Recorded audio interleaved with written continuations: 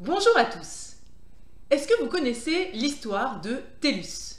Cette histoire est tout à fait en lien avec le contenu de cette chaîne. C'est une nouvelle que j'ai écrite et que je vous propose de découvrir aujourd'hui dans ce format inédit. Tellus fut sortie de sa prison sans ménagement pour être conduite au Conseil suprême des dieux. À son arrivée, Jupiter l'interpella.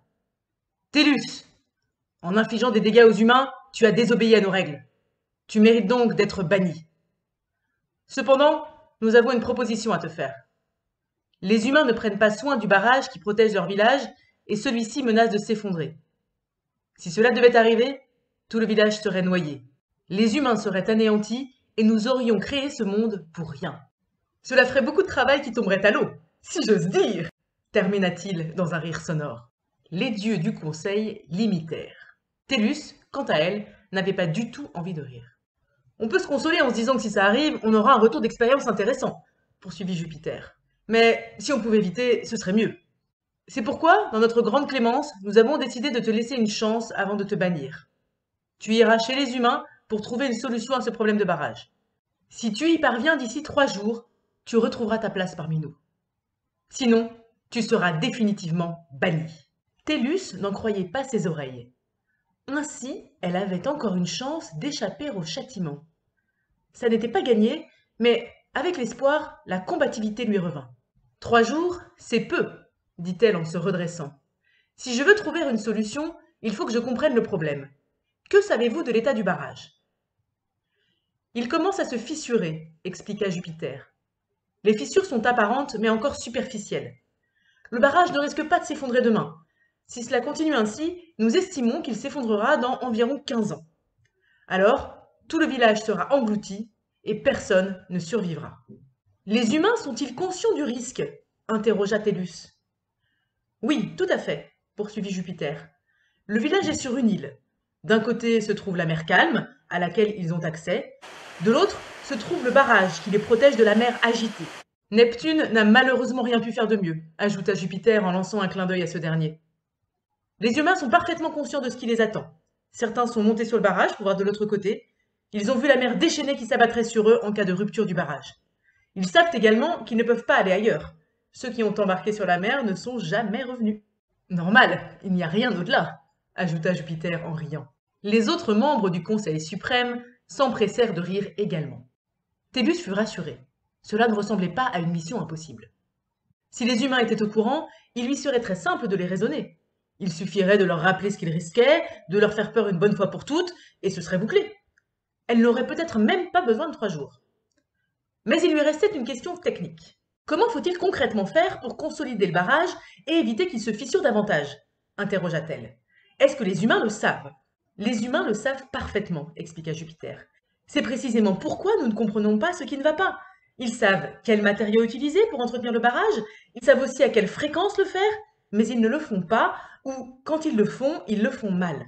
D'ailleurs, quand nous avons créé le village, nous avons pris soin de diviser le barrage en 26 parcelles. Chaque famille est propriétaire d'une parcelle et doit l'entretenir. Les responsabilités sont donc très claires. Tellus commença à avoir des doutes. La mission n'était peut-être pas aussi simple qu'il n'y paraissait. Si les humains connaissaient les risques, savaient quoi faire mais n'agissaient pas, c'est qu'ils devaient avoir une raison. Elle indiqua cependant qu'elle n'avait plus de questions. Tellus fut aussitôt envoyé chez les humains et atterrit dans une prairie arborée.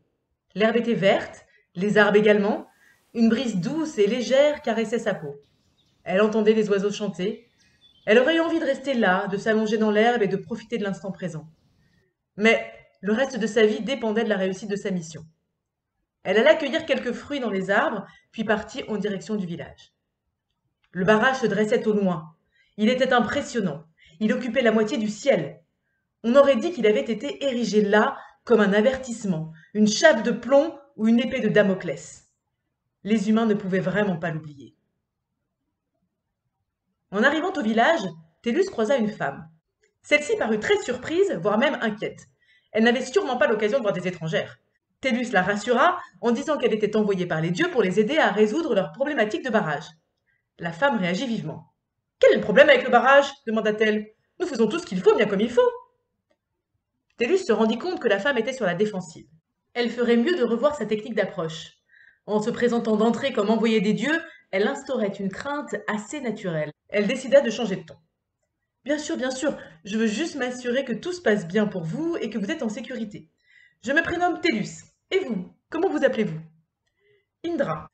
Dans ce cas, je vous propose d'aller trouver mon mari, Don, qui pourra en discuter avec vous, poursuivit la femme. Maintenant, je dois travailler. Tellus se dirigea vers la maison qu'Indra lui avait désignée. Elle frappa à la porte. Un homme vint lui ouvrir. Bonjour monsieur, je m'appelle Tellus, se présenta-t-elle. Vous devez être Don. J'ai croisé votre femme, Indra, qui partait travailler. Elle m'a indiqué que je pourrais vous trouver ici. Je souhaiterais discuter avec vous du barrage. Oui, entrez, lui répondit-il. Cette fois, l'homme paraissait plus intrigué qu'inquiet. Elle s'était mieux débrouillée. Il la fit asseoir dans un fauteuil confortable. Elle lui tendit les fruits qu'elle avait cueillis un peu plus tôt. Don la remercia. Elle avait manifestement amélioré sa technique d'approche. La conversation s'engagea simplement. J'avais encore jamais vu d'étrangère, commença Don. Vous êtes qui? Comment vous êtes arrivé? Mon nom est Tellus. J'ai été envoyée par les dieux, répondit-elle. Le visage de l'homme manifesta une profonde surprise.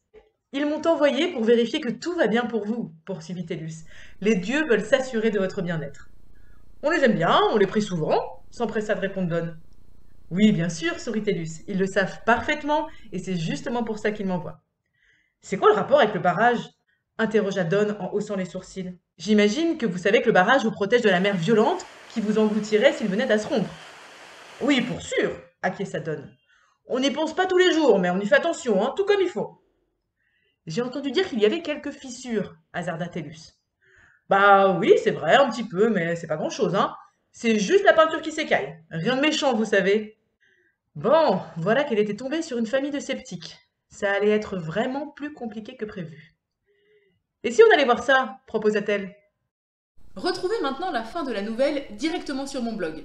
C'est totalement gratuit et il n'y a même pas besoin de laisser son adresse email. Vous pouvez retrouver le lien directement dans le descriptif de la vidéo. Cette vidéo est un test, donc c'est pour ça que je n'ai pas voulu publier l'intégralité de la nouvelle. J'aimerais savoir si ce genre de contenu vous plaît. Indiquez-moi en commentaire si vous aimez le format, si vous aimeriez avoir la fin de la nouvelle en vidéo, ou si, inversement, vous préférez uniquement lire et que vous ne voyez pas du tout l'intérêt de ce genre de vidéo.